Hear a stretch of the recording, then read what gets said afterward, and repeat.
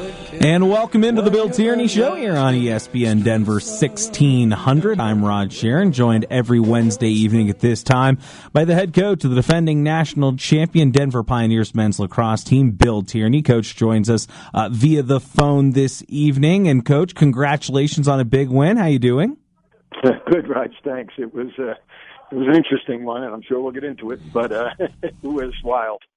We certainly will. Your team now ranked third in the country, 9-1 overall, 2-0 in Big East play following the thrilling 12-11 win at Villanova a week ago. And Coach, as you mentioned, we'll get into the win against Villanova. But before we get into the game, talk to us about the weather for those of us that weren't there in Philadelphia. What were the conditions like that you were playing in at Villanova last weekend?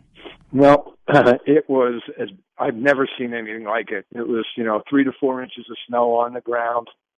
The Villanova's grounds crew did a great job. It started just about an hour before we started playing, and they did a great job of shoveling the lines off, the out-of-bounds lines and the box lines and the crease lines. But it was blowing, 20, 25, 30-mile-an-hour winds. It was 30 degrees.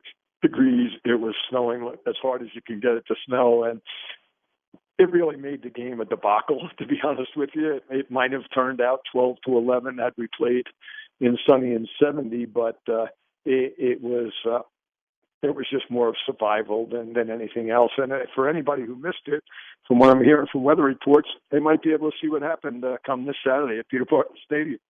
Yeah, we will get a chance to talk about that, and I'm sure it's probably not what you want to hear right now, no. Coach. How did you think your team handled the conditions? I mean, obviously you won, so things went well, but in terms of making sure you have the proper footwear on, the guys are wearing the right type of clothing to keep themselves warm, handling those conditions, maybe adjusting play-wise to those conditions, how did you think you guys did? Well, as we told the guys after the game and when we got home that night, we're really proud of them.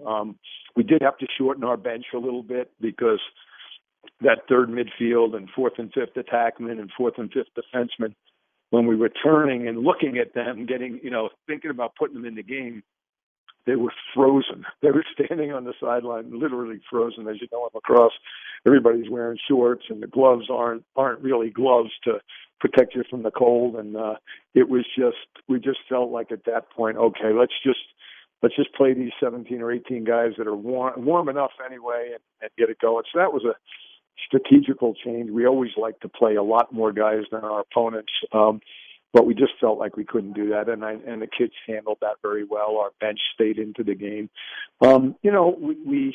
We jumped. We had 2 4-goal leads. We're disappointed that we gave them up, but again, with the sky being gray, and it was interesting that one end of the field had 17 goals scored in it, and the other had 6, and it was, I believe, because the goalies had no backdrop to see what was going on in the one end that saw that all those goals were scored. And so it was just a crazy day. We thought the guys handled it emotionally and physically very well. We just couldn't play our game. We couldn't institute our game plan or anything. It was just really survival.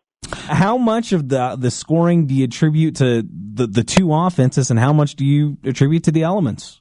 Well, I think interestingly enough, both offenses got the number of shots that they were looking for. I think in some regards, had it been a nicer day, some of those shots wouldn't have missed a goal by as much as they did, and maybe not get stopped. If they were ground balls or something like that.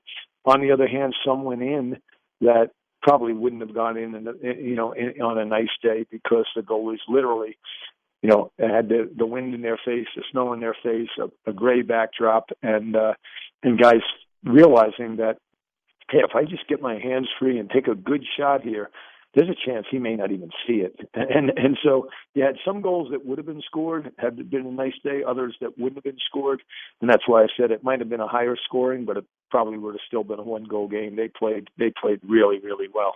So, Coach, take me into halftime. You're playing in this blizzard. You're against a really good team in Villanova. You win the first period. They win the second period. All the stuff that we're talking about.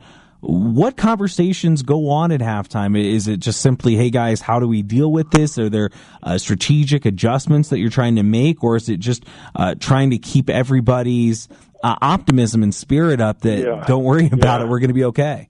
Exactly. And we do different things at halftime, but one of the things we take great pride in is making adjustments at halftime normally, because I got Matt Brown at the offensive end and John Orson, who does a great job preparing our team at the defensive end.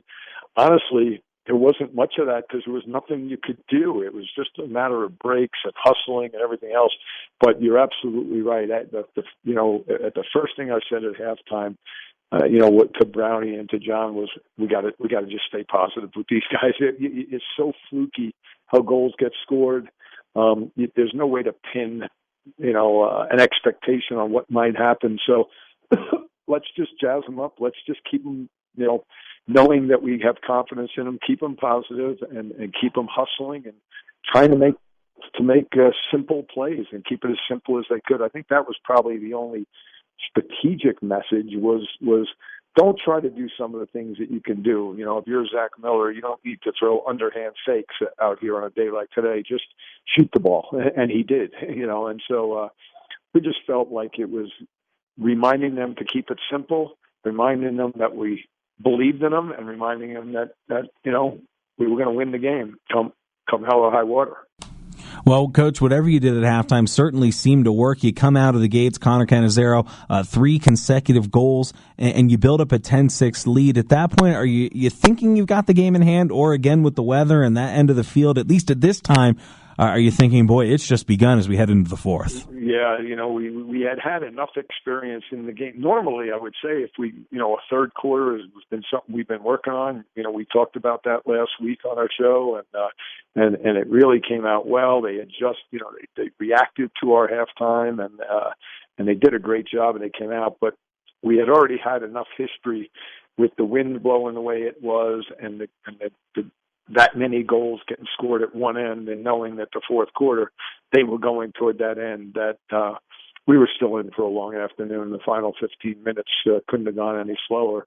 And then, like you said, they were going in the right direction for that fourth quarter. So, no, we weren't very comfortable, that's for sure. And then you get goals to tie the game, one from Zach Miller, you get one from Connor Cannizzaro to win the game. Can you kind of take us through the emotions you're going through as you're watching these goals? No, it's interesting because Villanova, after it got to be their go-ahead goal, they actually won the next face-off, which Trevor Baptiste had been controlling pretty well. And so they got the next face-off, and there was like 4 minutes left, and we felt like we may not get the ball back. And so, interestingly enough, they got the ball to the player, that Christian Bergdorf, our first team All-American defenseman. And we're not a big takeaway team, but Christian just went to town on this guy and jarred the ball loose, picked it up, brought it down the field, and got us the ball. And then, we as you said, we set up an offense that, Matt felt would work, and it was more of a play than a regular offense. And we don't usually do that, but he felt like we needed it, and he was right on. And crazy weather, crazy circumstances, down a goal, cold as heck. And the kids just pulled it off perfectly, and Zach Miller ended up at the receiving end of a great pass from Zach Bobsey, and Zach just sticks with his second one of the day, and we tie it up, and that was just huge. And then certainly, right after that, Trevor wins the next face-off. Going forward, we get a fast break. Cannizzaro's man slides to Zach, to Trevor, and he gives it to Connor, and Connor nails a 10-yarder, and now we're up one. So it was pretty exciting, but it was a bang 2 goals, and felt the way that Trevor was going at that point, that we could control the ball, and we eventually did. Coach, what kind of elation do you have after, and I know you said it was survival, but to come out of a game like that with a win, just what emotions do you feel? It's interesting. The biggest one for me, I know, it goes hand in hand with the, as you use the word, elation that the kids have and the coaching staff has. For me, it's relief. And I think that comes because we put a lot of pressure on ourselves. We put a lot of pressure on our team, and that we, as I said earlier, we expect to win, and then things aren't going quite your way. and yet you find a way to come out with a victory. And so it's more of a relief than an elation, because you feel like you got away with one in a little bit of terms, and yet on the other hand, you got what should have happened. And so it's kind of mixed feelings. It's certainly what you want to do is get in that locker room, get warm, and get on the bus before they make you play anymore. It's like, let's get out of here. And so that's kind of how it went down. We're here with head coach Bill Tierney. It's the Bill Tierney Show on ESPN Denver 1600. All right, Coach, on to the next one. As I know it always is, there's always another game. Saturday against St. John's over at Peter Barton Lacrosse Stadium. The time's been moved to noon, by the way, for those who were not aware. Coverage will begin at 11:30 a.m. with Tyler Mon on 104.3 The Fan. You're looking to extend your home winning streak to 20 games, but before we get into the opponent, Coach, and you alluded to it a little bit earlier, and I know it's not what you maybe want to hear, but we're hearing that there may be some snow. What are your thoughts when you hear about back-to-back weeks in that condition? Perhaps, I guess you could say you're battle tested. In one way, we're like, this cannot happen again. It hasn't happened in my, maybe the second time in my 40-year career of coaching, and now it's going to happen 2 times in 2 weekends. It's just, it's depressing is really what it is. But I think mostly because we've been on the road 5 of the last 6 weeks. We were calculating on the way back home the other day. We've traveled 24,000 miles, this spring so far, and just so excited to get back home in front of our fans, on a great spring day and playing a league conference opponent. And now you hear, you could be looking at some serious snow. So I know our grounds crew will do a great job. I know there's nothing we can do to control it, and there's nothing you can do to change it, because St. John's has a 5:00 flight getting out of here, and I'm sure they're going to want to get out of here before Saturday night's part of this thing hits in. And so we're gonna weather it. We Rick Mick, our equipment guy, has a couple of hundred orange balls, and so we'll break them out. And God forbid if we got to play in the snow again, as you alluded to, at least we've been there. We kind of have a feel for what it's all about. Well, Coach, snow aside, you've been on the road so much over these last few weeks. How nice is it to be coming back home to play at Peter Barton Lacrosse Stadium? It's the greatest, Raj. It's, we have such a great fan base. We have such, enthusiastic fans and spectators and families and little kids, and playing at Peter Barton Stadium is so exciting. So, whether it's snow or days like today, we'll take being at home a lot better than being on the road. And we'll talk about next week, but we head out to Providence again next week, and then could conceivably be home for 3 straight weekends, and that will be a real treat. I can tell you that. We're preparing for them. They were ahead of Marquette last week at halftime. They were ahead of Yale, who's currently number 1 team in the country, 7-1 at one point in their game. They had some kids suspended that are all back. With the way this year's gone in Division I lacrosse, there's Syracuse gets beat last night by Cornell. Stony Brook gets beat by I forget even who they played, Mercer or somebody, and it's just such a crazy year that we're not gonna allow our guys to even think about the next one, because hopefully this one will be an opportunity for everybody to get excited and show our fans how much we've improved. Well, what can you tell us about some of the key players for St. John's, Coach, including Jason DeBenedicts? Well, Jason's a very good player, and his partner Eric DeJohn is really. They form a very good attack unit, and that's been their strength. DeJohn is a kid who transferred from Syracuse, and they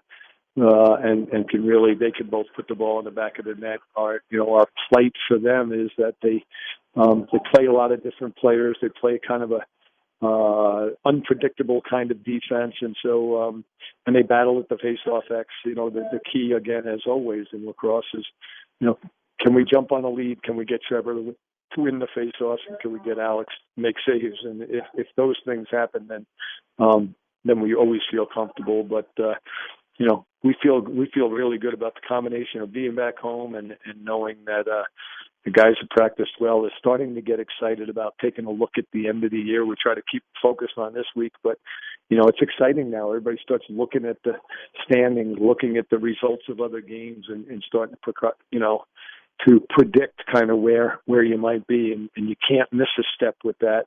And when you get a chance to have it to play at home in a great place like we have, and hopefully the guys will do their best.